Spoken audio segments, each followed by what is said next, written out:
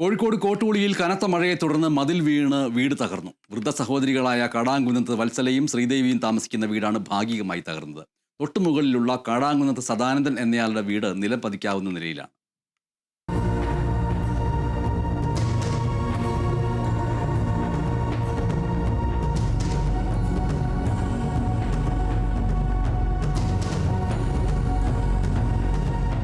കോഴിക്കോട് ഇന്ന് രാവിലെയുണ്ടായ കനത്ത മഴയ്ക്കിടെയാണ് മതിലിടിഞ്ഞ് ഈ രണ്ടു വീടുകളും അപകടാവസ്ഥയിലായത്.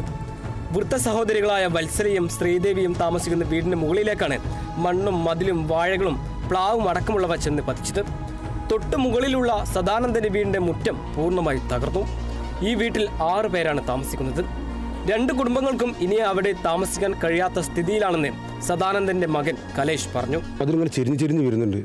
അപ്പോൾ ഞാൻ നേരിട്ട് കണ്ടുകൊണ്ടിരിക്കും. അപ്പം അവിടെ മാറി എന്ന് പറയലും അവിടെ നിന്ന് ഒരു അടി അങ്ങോട്ട് പോയിട്ടുള്ളൂ. അപ്പോഴത്തേക്ക് ഒന്നായിട്ട് കൊണ്ട് വീണു. വീടും ഇതും തമ്മിൽ ഒരു അടി വ്യത്യാസമില്ല.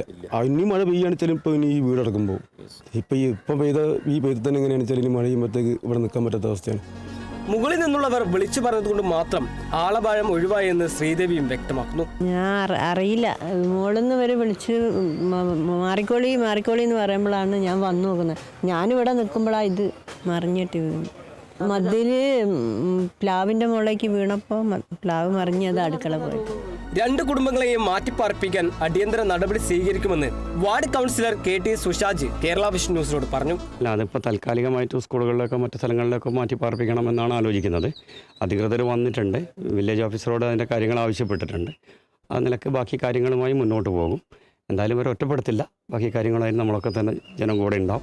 വില്ലേജ് അധികൃതരും രാഷ്ട്രീയ പാർട്ടി പ്രതിനിധികളും സംഭവസ്ഥലം സന്ദർശിച്ചു. Kerala vision news, Kozhikode.